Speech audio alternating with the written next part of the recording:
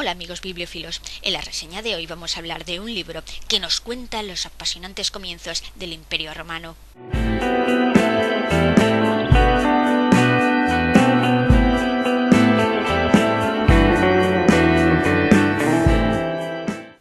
El libro se titula El hijo de César, escrito por John Williams, editado por Ediciones Pamies y que consta de 318 páginas con una letra normal tirando a grande que es bastante fácil de leer. En cuanto al autor, John Williams es un escritor estadounidense que falleció en 1994, que no es muy prolífico y que es conocido en España sobre todo por una novela titulada Stoner, un libro que recibió y recibe muy buenas críticas y que normalmente está bastante recomendado en los blogs de lectura. Aunque el libro que tenemos ante nosotros hoy, El hijo de César, fue galardonado con el National Book Award, que es un prestigioso galardón en Estados Unidos. Así pues, como veis, El hijo de César está considerado un muy buen libro según la crítica, opinión que yo comparto. Y como curiosidad comentaros que si bien yo no me he leído Stoner, mi padre se ha leído ambas novelas y según él no se parecen en nada. Es decir, que si os habéis leído Stoner, sabed que El hijo de César es muy diferente, y si os interesa El hijo de César, lo habéis leído y os ha gustado y os interesa otros libros del autor, deciros que Stoner, por lo menos y según mi padre, no se parece en absolutamente nada. En cuanto a cómo llegué yo a leerme este libro,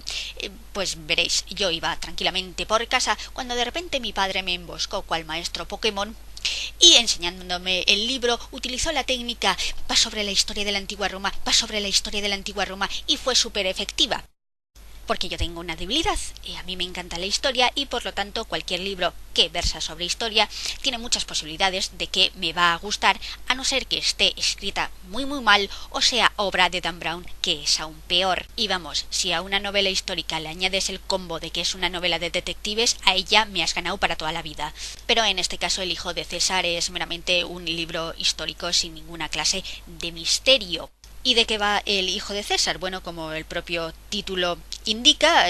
nos narra la historia de Octavio Augusto, el emperador romano, desde el año 44 a.C., cuando Julio César es asesinado y en su testamento adopta y nombra como heredero universal a Octavio, hasta la muerte del propio Octavio Augusto, ya cuando es un anciano. El libro se divide en tres partes que cuentan cronológicamente desde el comienzo de Octavio Augusto hasta que se alza como emperador. La segunda parte ya versa sobre Octavio Augusto y su imperio y cómo sus leyes intentaron cambiar la sociedad romana. Y por último está la vida de Octavio Augusto cuando ya es anciano y ya en el declive de su vida. La forma escogida por el escritor para narrar toda esta historia es la forma epistolar, siendo los propios personajes en primera persona quienes, bien mediante cartas que envían a otras personas o notas o memorias que escriben en un tiempo cronológico posterior, los que van describiendo toda la historia. Y también van describiendo al emperador Octavio, que es la figura central del libro, que vertebra toda la narración, pero que sin embargo no tiene un punto de vista propio y del cual no sabemos sus ideas o sus pensamientos hasta la tercera parte del libro, que es cuando él mismo, en una carta que escribe a Nicolás de Damasco, hace una reflexión sobre lo que ha sido toda su vida y lo que le ha costado el hecho de gobernar, lo que le ha costado tanto personalmente a él como a los miembros de su familia, porque no olvidemos que desterró a su propia hija. El hecho de que este libro esté narrado, como hemos dicho, mediante cartas, memorias y notas es una gran idea y lo que realmente convierte a este libro en algo muy especial, porque el hecho de coger a personas que existieron en esa época y hacer que ellos mismos de primera mano narren lo que vieron hace que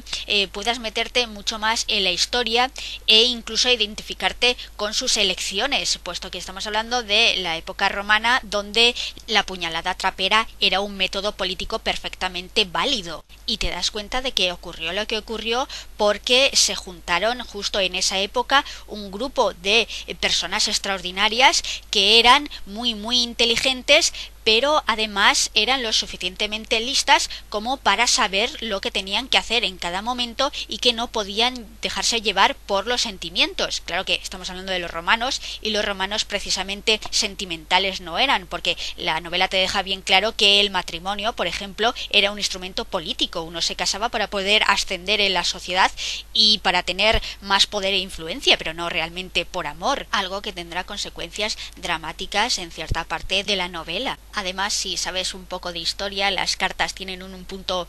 gracioso porque se trata de personas que conoces por las lecciones de historia, como Cicerón, Marco Antonio, Cleopatra, Mecenas o Marco Agripa. Especialmente graciosas son las cartas de Marco Antonio a Cleopatra, donde le cuenta que todo va bien y va ganando batallas y que no se preocupe, y la siguiente carta es la de un informante de la propia Cleopatra, donde le cuenta que en realidad Marco Antonio no está ganando, van perdiendo, necesitan suministros, y le dice la verdad a Cleopatra, porque Cleopatra era lo suficientemente inteligente para saber que Marco Antonio le iba a mentir. Pero junto con estas cartas de personajes famosos también hay cartas de personas anónimas que consiguen que tengas una imagen bastante clara y nítida de cómo era esa época y de cómo se fueran sucediendo los cambios, porque no hay que olvidar que a la llegada de Octavio como emperador no solo se establece un sistema político nuevo, sino que además el propio Octavio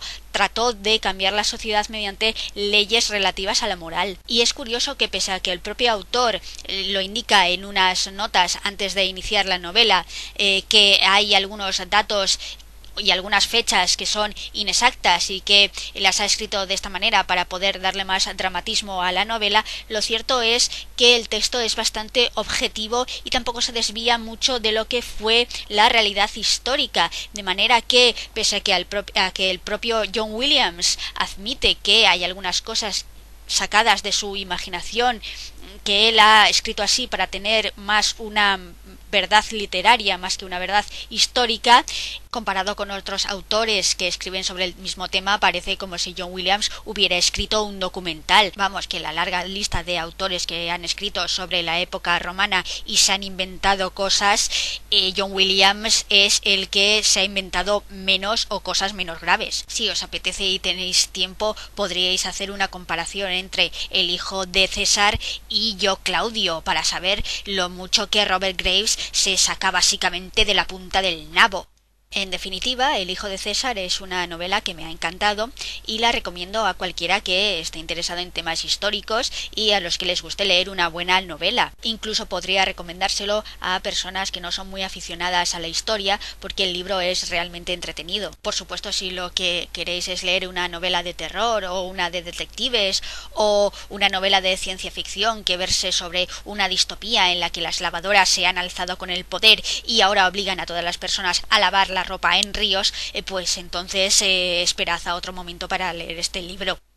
Como siempre, espero que esta reseña os haya divertido y os haya ayudado a decidir si este libro os interesa. Dadle a like si os ha gustado, dadle a dislike si os ha disgustado,